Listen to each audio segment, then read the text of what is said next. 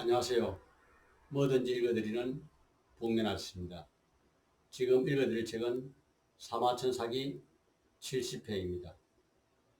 장석지 열전. 아랫사람이 윗사람을 흉내내는 것은 메아리가 대답하는 것보다 빠르다. 진심으로 백성을 위한 자를 중용하라. 정의 장석지는 두양 사람으로서 자는 개이다. 그 형 중과 함께 살았고 집안이 유복하여 기량으로 일하면서 문제를 숨겼다. 그러나 10년이 되도록 성진도 되지 않고 공을 세우지도 못했다. 그러자 장석진은 한탄에 맞지 않았다. 오랫동안 뱃사람에서도 집안 재산만 축냈을 뿐 이뤄놓은 것이 하나도 없구나. 그러면서 벼슬을 그만두고 고향으로 내려가려 했다.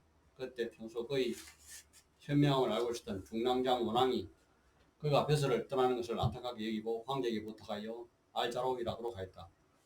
장석진은 황제를 면담한 자리에서 정치에 대한 의견을 말하려 했다. 그러나 황제는 추상적인 문제보다는 구체적인 일을 말해보라고 말했다. 이에 장석진은 진나라가 왜 천하를 잃었으며 한나라는 어떻게 천하를 얻을 수 있었는가를 구체적으로 차근차근 장시간에 걸쳐 설명하였다. 황제는 그 이야기에 흠뻑 빠져들었고 이튿날 그를 알자보교에 임명하였다.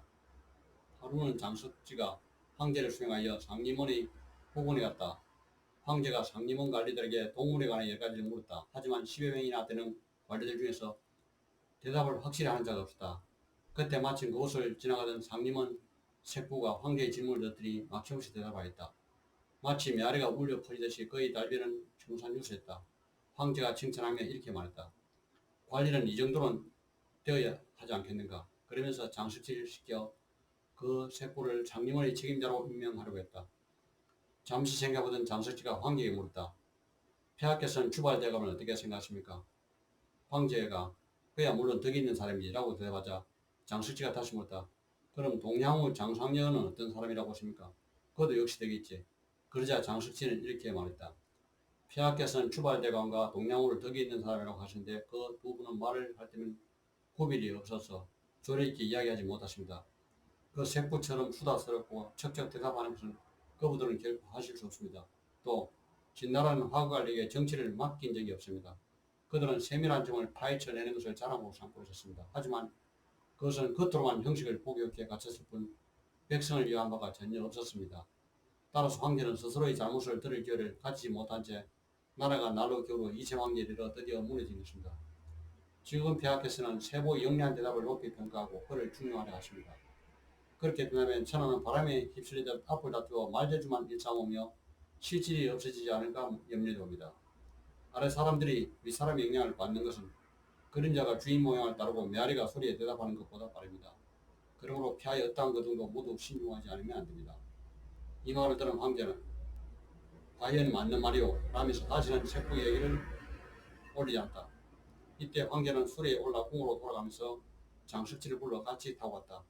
수레는 느린 속도로 갔고 황제는 장석지에게 진나라의 병폐에 대하여 물은데 장석지는 모두 사실 그대로 실제 정황을 구했다. 황제는 궁중에 들어가서 본 명령을 내려 장석지를 공거 사마령에 임명하였다. 법이 편향되면 백성들이 믿고 살 데가 없다. 어느 날 태자가 동생과 함께 수레를 타고 어진회에 나가면서 궁궐 문에서 내리지 않고 그냥 지나갔다. 이에 장석지는 뒤쫓아가서 수레를 멈추게 한 다음 대궐문에서 내리지 않은 행위를 불경제로 다스리고 이 사실을 장고에 보고했다. 이 소식이 태국에 알리자 황제는 태국에 찾아가 관을 벗고 정중히 사과했다. 자식을 제대로 가르치지 못했습니다. 그러자 태국은 사람을 지켜 황제의 명령에 의하여 태자를 용서받도록 시켰다. 태자의 동생은 그런 다음에야 비로소 대궐을 들어갈 수 있다. 얼마 지나지 않아 장석지는 중랑장으로 승진했다. 언젠가 만주백관들이 황제를 수행하여 나들이를 간 적이 있었다. 황제는 북쪽 절벽 위에 올라가 먼 곳을 바라봤다. 그러면서 옆에 있던 신부인에게 가야금을 타게 하고 황제가 노래를 부르는데 그 곡조가 매우 처량하였다. 이었고 황제가 신하들에게 말했다. 슬프다. 나 역시 죽게 될 텐데 지 앞산의 아름답고 단단한 돌로 바깥 너를 만들고 모샤 솜을 쓸어 틈을 막아 그 위에 옷으로 칠해두면 누구도 관을 열어보지 못할 것이다.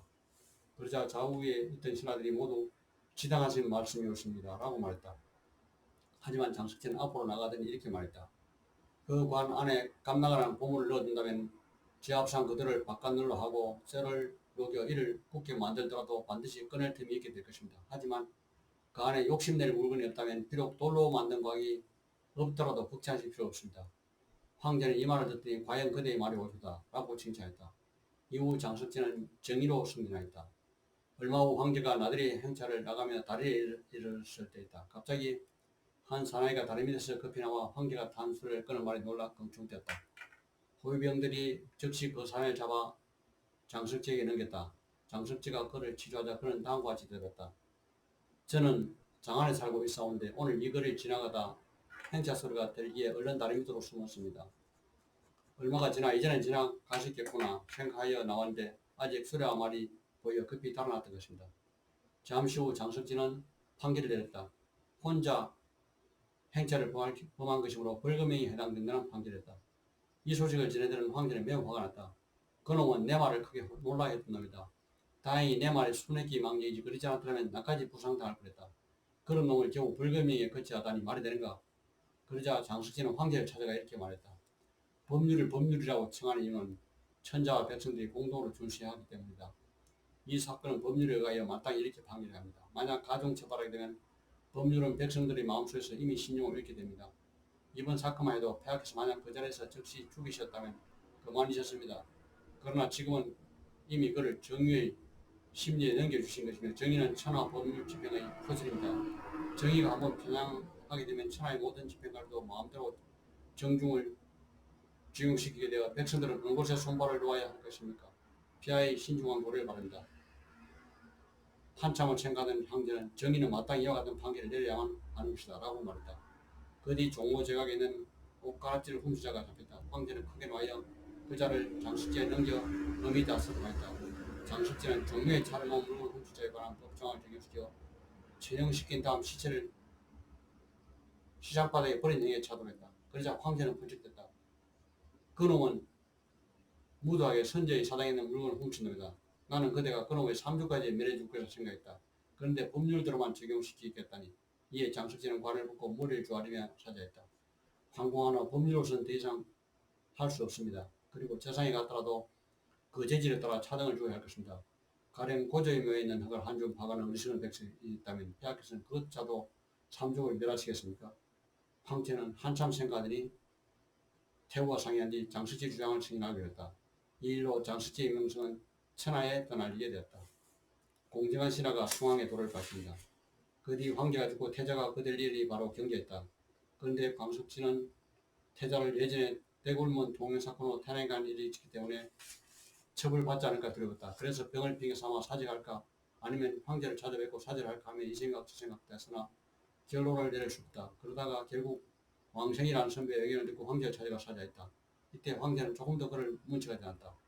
왕생은 노자의 학문에 정통한 처사였다. 하루 나라의 부름을 받고 궁으로 들어가는데 그는 내 버선을 풀어주군 하고 중얼거리더니 장석진을 떠다보고 말했다. 내 버선 좀 메어주게. 이에 장석진은 바로 다가 무릎을 꿇고 버선끈을 매주었다. 궁궐을 나와서 농가에게 왕생에게 물었다. 왜 조정에서 장석진에게 욕을 보이셨습니까? 그러자 왕생은 이렇게 대답했다. 나는 나이도 넓고 죄도 없는 사람이오. 그래서 그런 방법으로 장석진을 도울 수밖에 없었소. 그 사람은 지금 천하의 쟁쟁한 대신이오. 그래서 내가 그를 욕보여 무릎을 꿇고 버선끈을 매기하면서 그가 경하고 덕이 높은 선비라는 사실을 보여주려 했던 것이오. 나라 의 지사들은 그 사실을 갖고 왕생을 칭찬했고 또 장석진을 중요했다. 장석진의 경제가 제일 이어받은 후 1년 동안 일했는데 경제는 그를 현암왕의 성상으로 자천시켰다. 이는 역시 이전에 그가 경제를 탄핵했던 일로 인한 것이었다. 세월이 흘러 장석진은 세상을 떠났다. 만석열전. 성실하지만 웅대한 구상이 없다. 만석군에 한 호칭이래. 만석군의 이름은 석군이며 그의 부친은 조나라에 살다가 진나라가 천하통을 했을 때 한해 땅의 온 지방으로 이사했다. 부친을 따라 한해 땅에 살고 있던 석군은 한왕이 항우를 공격하기 위해 한해 땅을 지나게 되었을 때 당시 15세의 말단 관리인데 외랑계의 한왕 휘하에 들어가 시중을 들게 됐다. 한왕은 그와 얘기해보고는 그의 공손하고 예의 바른 태도를 매우 기워하게 됐다. 어느 날 한왕이 그를 불러 물어보았다. 부모님과 형제는 있느냐? 예, 어머님이 살아계시지만 앞을 못 보시어 집안이 가난합니다. 또 누나가 한 명인데 검은고를 좋아합니다. 그 말을 듣고 한왕이 다시 물었다. 너는 나를 계속 따라다닐 생각이냐? 예, 저희 있는 힘을 다해 받들고자 합니다. 하나원 즉시 석분에게 벼슬을 주어 의전 행사와 문서 관리 일을 맡게 했으며 그의 누나를 미인으로 삼았고 집도 장안으로 옮기도록 하였다. 석분은 학문에 뛰어나지 못했지만 공손하고 건실한 점에서는 누구도 따를 수 없었다. 그래야 석분의 벼슬은 계속 높아졌는데 초문제 때에 이르러서는 많은 사람들의 추천으로 태자를 교육시키는 태자태부라는 직책에 임명되었다. 위에 그가 가르친 태자였던 조경제가 지지하자 그의 벼슬은 더욱 올라 우경의 지위까지 올라갔지만 경제는 그가 너무도 예의 바르고 진실했기 때문에 그가 계속 곁에 있는 것을 거북하게 여겨 지방의 재상으로 자를 옮기도록 했다. 그런데 성문의 장남 그부터 차남, 삼남 그리고 막내 아들 전까지 모두 착실한 선비로서 효행이 깊고 행실이 단정했으므로 벼슬도 모든 아들들이 모두 이천석의 지위까지 오르게 됐다.